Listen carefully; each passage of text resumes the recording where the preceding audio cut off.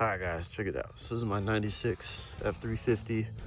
Pretty much I've always wanted an old OBS daily truck, work truck, service truck. And I've always wanted this exact setup. So man, I love this truck. I'm not gonna lie, it looks good. She's a little rusty, but it's an old service truck. Let's run it in the ground. That's what it's for. We're gonna put her to work. Ain't no show truck. You know, I'll find another OBS for that. But I think what I want to do at the end of all my videos is just show you, a quick couple minutes of my projects. Stuff that's not worthy of a whole video, but show you, some of my projects. I'm busy doing everyone else's. Sometimes, I want to show off mine too. So, other than that, I still do have old Betsy, my big blue 7.3, the 2001. It's in the backyard on the side of the house. She's just on the back burner for now. I messed up the engine. Needs a whole new engine, so I'll get to that one later. But other than that, this is my daily. It's pretty sweet. But what I'm working on today on her is this power steering line. So I pulled in, I hit that curb, and I heard a pop under the hood, and then lost my power steering because it just dumped all the fluid on the ground. So that's one thing I'm about to work on. So I'll pull this line, hitch a ride to Napa, and get a new one. So it's a pretty easy line to replace. Ain't rocket science. And then the second thing I gotta fix today. So when I fill up, I always take a look at this hanger, because this hanger has been a ticking time bomb, and it's finally exploded. So it's damn rusted through and everything. So the other side's fine. The other side's not rusted really that bad at all. But this one had stress cracks and everything, and it finally gave out. So no bueno. So I just happened to be in California when it happened. I was 2 hours from the house over Donner Pass, and luckily I have the airbags, so this was able to hold up the weight of the truck. Luckily the truck wasn't loaded, and I just ratchet strapped it, and honestly the truck drove fine. I didn't even notice it. So glad I got it home and didn't need to get it towed 2 hours away over a mountain. So went ahead on Amazon, ordered a new hanger, so we're gonna get that installed today. I just don't want to be grinding at 8 in the morning, so we're gonna start with the power steering. So let me go ahead, let me get all these new parts and get this baby back on the road, and I'll show you afterwards, and I'll show you some more bells and whistles I've installed. So stay tuned. A little quick update on this little bonus clip. I didn't think it'd take this long. I wasted like half the day on this Springer so far. Need something refreshing. But when I say she's a rust bucket, after running the air hammer and sludge hammer trying to get stuff off, I probably got about 5 pounds of frame sitting on the ground. But let me see what we're looking at. So we got the old hanger out. I couldn't get the bolt out the bushing, so we had to sacrifice it, and the bushing. So other than that, it's a project, but she's long overdue. And don't look at the rest of my rusty frame. She's a workhorse, I'll tell you that. We're gonna run her into the ground. Alright guys, I'm not gonna lie, this hanger took all day. Whew, talk about a project.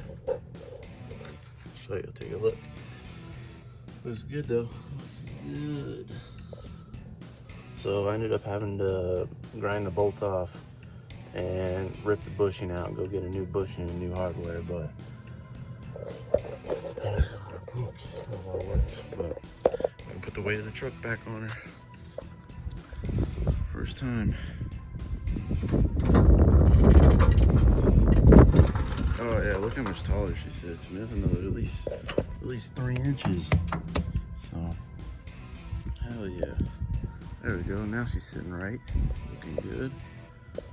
Ooh, good focus. But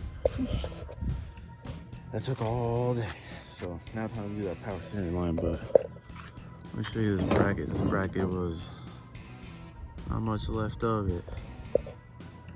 Not looking good. So, and then I had to sacrifice the bolt because that sucker was not coming out. These are the rest of the pieces. So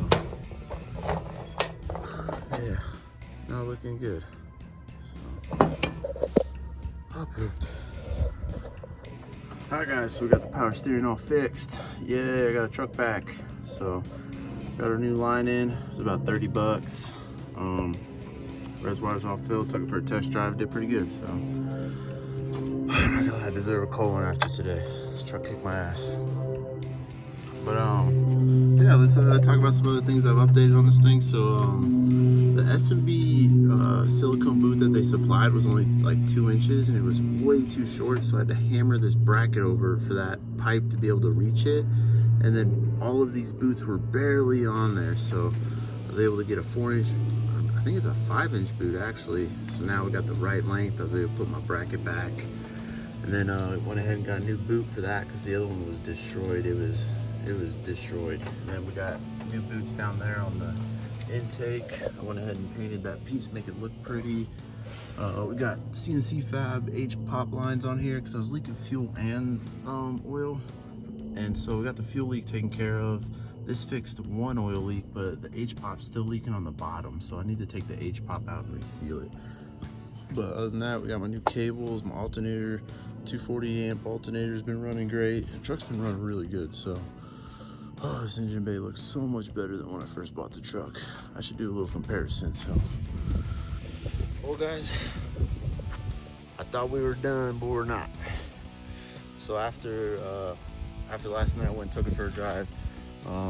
Went downtown and back, and I noticed the truck had a lot of vibration. And I was all like, something's not right. I said, is it just me? I haven't driven the truck in about a week. I don't know, this don't seem right. And so the last month or two it's been having vibrations around 1500 RPMs, 1000, 1200. I start to feel it. 15 is when I feel it the most. 17 it'd fade away. 2 grand, I wouldn't notice it. So I was like, man, the bottom of that H pop's leaking.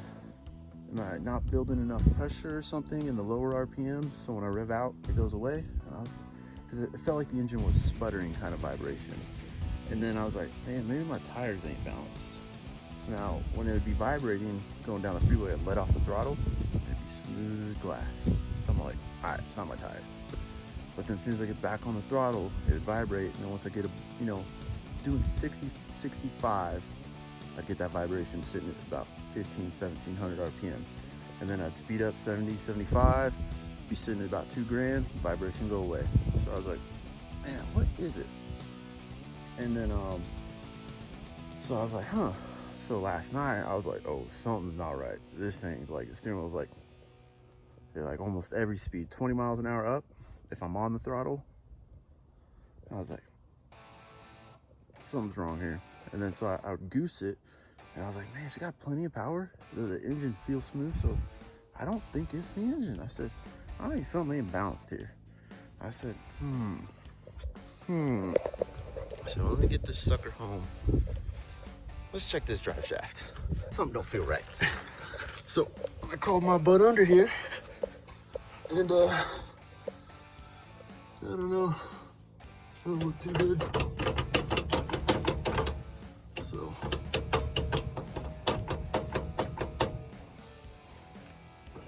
yep. Man, boys, by the time I finish this truck, it's gonna be under warranty at every parts store around the country. I swear to God. But there's our issue. U-joint's clapped out, so at least that's an easy fix. But if you're doing the drive shaft on this truck, it's a 45 Torx on those ones, and then the ones up here are a 12-point M10. Did I say M10? 12 millimeter. My bad. So. Yep. So I figured while we're here too, while I got the back jacked up, I went ahead and I got new wheel spacers. The reason I run spacers on the back, I only run them on the back, is because from what I've been told, the front axle is wider than the back. So you put 2-inch spacers on the back to have an even track width. So the kid had spacers on here before me, and some of the studs are broken on there and stuff, so I've been wanting to replace them, so we're gonna go ahead and do that today. And then also one thing with spacers, most of the time they never fail. It's never the spacer's fault. It's always user error. And every time I see someone who loses a wheel in studs, they're like, man, spacers are, you know, spacers are trash, you know, spacers are a hazard, blah, blah, blah. And I was like, no, bro, you just don't know how to install them, all right? On some of these trucks, like the back of this one, the front of Super Duties, the studs stick out 2 1/4 inch. So if you're putting on 2-inch spacers, that means the stud sticks out farther than the spacer. So when you bolt your wheel in, you're not bolting it to the hub, you're bolting it to the studs. And eventually those studs dig into the wheels and burrow into the wheel, making your wheel now loose because now it can move a little bit. And now you got a wiggly wheel, and you're gonna start snapping stud, stud, stud, stud. So your wheel takes off down the road without you. So let's go ahead, I'm gonna pull this drive shaft off, and then we're gonna do wheel spacers afterwards. But the more you know on wheel spacers, they are safe. I run them, I've had them on rock crawlers, I've had them on old Betsy. Anytime I had a wheel fail, and it was because I didn't grind down the studs. It was user error, never the spacer. So I go with Bora. They're actually here in Reno, so I was able to go down there and actually pick them up. So that's pretty cool. So let me go ahead and get this drive shaft off and show you this carnage. All right, guys, I got that drive shaft pulled out, but I just wanted to show you the carnage. Not looking too shabby. Even the grease fitting took a hit, but yeah, this cap clapped out. This one too. So this thing's pretty frozen. It doesn't really want to move much, but this side's pretty good, so that's good. But I'm gonna go ahead, I'm gonna strip this whole thing down. I'm gonna take this boot off. We're gonna re-grease in here. I went ahead and got 2 U-joints for both sides. I love Spicer. This is the part number I went with for the U-joints. But these things look freaking like a beast. So and then I'm gonna go ahead and paint it because it's greasy and rusty. So yeah, let me rebuild this. I'll be right back. Okay, guys, so I'm popping out my U-joints. I just want to show you a little tip in case you didn't know. You know, the more you know. So what I used to do when I take out my old U-joints, you can see these ones been in here a while. They were probably frozen, rusted in there. So first thing I do is soak them in PB Blaster, and then you know what I used to do was take a smaller socket, and I used to come in here and try to hammer that way, hammer the other way, and then hammer here, hammer there, you know, hammering, you know, all freaking day. Well, not all day, probably like an hour. So what I do is I take a ball joint press, and it is bigger than the end, so they will slide through, and press them out. So this one I haven't done yet. She's in there probably pretty good. So I'll show you what I do. Let's take a look. So got the big Johnny.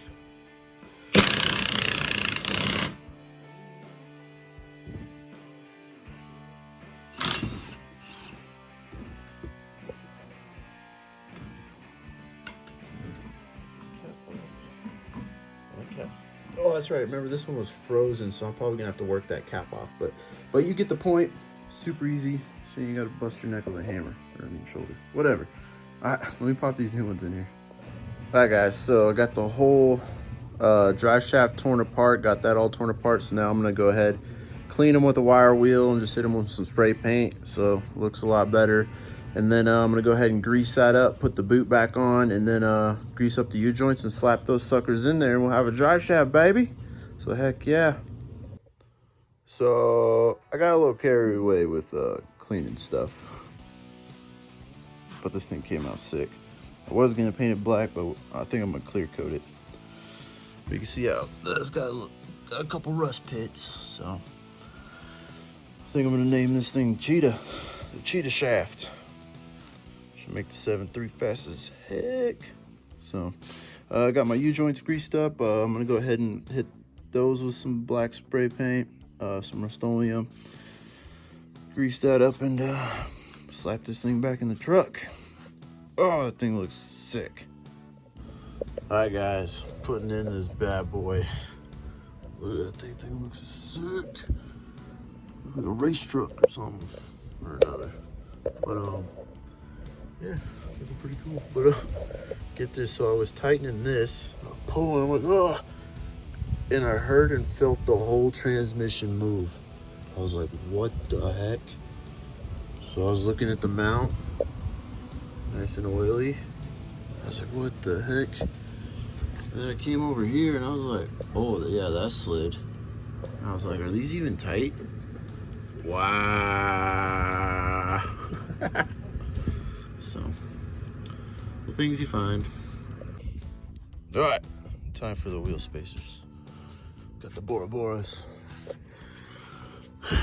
So as you can see, I grinded my studs down because I'm not an idiot. So they sit inside the spacer. Versus the kid before me didn't do that. I'm surprised I didn't lose a wheel. Because on my old wheels, oh shoot, this actually got holes, but there was, you can see where the studs were burrowing into the old wheels. But yeah, let's get these garbage ones off because we got busted studs. Boom. Got a spacer with all the studs. And then, as you can see, those are recessed in. So, and this goes a long ways, so it doesn't hurt. What? You gonna be on my YouTube, Amy? No, please, God, no. Too late. All right, she's all done. She's roadworthy. We got our sexy Bora wheel spacers. Whew. Got the new sexy drive shaft with a new hanger. Go take this baby for a test drive. Yeah, yeah. Woo. All right, guys, I'm gonna take this bad boy for a test drive. I'll be right back. All right, guys, driving it for the first time after all the repairs.